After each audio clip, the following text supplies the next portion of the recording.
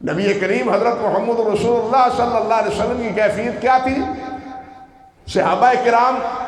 رضوان اللہ علیہ مجمعین کا حال کیا ہوتا تھا؟ حضرت اربار بن ساریہ فرماتے ہیں صلی بنا رسول اللہ صلی اللہ علیہ وسلم ذات یوم، نبی علیہ السلام نے ایک دن نماز پڑھائی، ثم اقبل علینا بوجہہ، پھر نبی علیہ السلام ہماری طرف متوجہ ہو کے تشریف فرما ہوئے، آپ نے ہماری طرف رخ پھیرا نماز سے فارغ ہونے کے بعد، فوعظنا موعظۃ بلیغہ، آپ نے بڑا فصیح اور بلیغ واعظ فرمایا، نصیحتیں فرمائی، خوف زدہ کیا، ڈرایا دھمکایا۔ صحابہ کرام فرماتے ہیں کہ نبی علیہ السلام جب واعظ فرماتے تھے اعلیٰ صوت وَحْمَرَّتْ عَيْنَاهُ كَأَنَّهُ مُنذِرُ جَيْشٍ، نبی علیہ السلام واعظ فرماتے تو آپ کی آواز بلند ہو جاتی، عام حالت میں آپ نرم گفتگو کرتے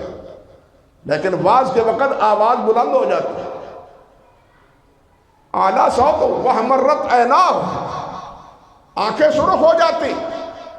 كَأَنَّهُ مُنذِرُ جَيْشٍ، ایسے محسوس ہوتا کہ آپ کسی حملہ آور ہونے والے لشکر سے ڈرا رہے ہیں، حملہ ہونے والا ہے تمہارے اوپر، بچ جاؤ، پس جاؤ گے، مر جاؤ گے، حملہ ہونے والا ہے۔ ہم یہ سمجھتے تھے، ایسے ڈرا دھمکا رہے ہوتے تھے، لیکن آج تو ڈرانے دھمکانے کی کوئی بات ہی نہیں، آج تو ہنسانے کی بات سمجھے نا؟ آج ڈرانے دھمکانے کی بات نہیں ہے،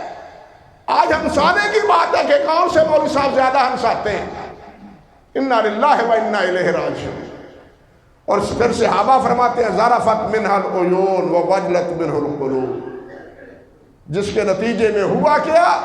ہم جتنے سامنے بیٹھے تھے ہماری آنکھیں رو رہی تھی اور ہمارے دل دہل رہے تھے، ہمارے دل دہل رہے تھے، خوف زدہ تھے اور ہماری آنکھیں رو رہی تھی۔ یہ کیفیت ہوتی تھی نبی علیہ السلام کے بیان میں اور صحابہ کرام رضوان اللہ علیہ مجمعین کے بیٹھنے میں۔ بلکہ فرماتے ہیں کہ رسول اللہ صلی اللہ علیہ وسلم جس وقت واعظ فرماتے کأن علی رؤوسنا الطیر، جیسے ہمارے سروں پہ پرندے بیٹھے، ایسے انہماک سے، ایسے خشوع سے، یہ کیفیت ہوتی تھی نبی علیہ السلام کی مجلس میں صحابہ کرام کے بیٹھنے کی۔ تو عرض کرنے کا مقصد یہ تھا کہ قرآن مجید کے پڑھنے اور سننے، قرآن مجید کے پڑھنے اور سننے سے اہل ایمان اور جن کے دل میں اللہ کی خشیت ہے، قرآن نے یہاں جو لفظ استعمال کیے ہیں کہ وہ ہے کہ الذین یخشون ربہم، جو اپنے رب سے ڈرتے خوف زدہ ہوتے، ان کے دل کی کیفیت ثم تلین جلودہم وقلوبہم الی ذکر اللہ، ان کے دل اللہ کے ذکر کی طرف مائل ہوتے ہیں، اللہ کے دل کی، اللہ کا ذکر کرنے کے جو ہے نا اس کی طرف اس کا دل جو ہے نا وہ مائل ہوتا ہے، بڑھتا ہے، اللہ کا ذکر کرنا چاہیے، اللہ کی بندگی کرنی چاہیے۔ بھئی جو واعظ سننے کے بعد دل میں یہ داعیہ پیدا ہو، قرآن مجید سننے اور پڑھنے کے بعد یہ داعیہ پیدا ہو، اللہ کی خشیت دل میں پیدا ہو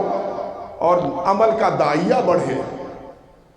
پھر ہے نماز کا فائدہ، پھر ہے جمعے کا فائدہ، پھر ہے تلاوت کا فائدہ۔ لیکن اگر نہیں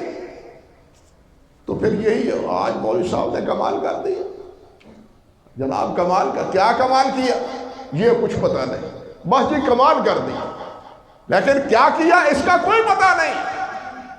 بھائی کیا کمال کیا،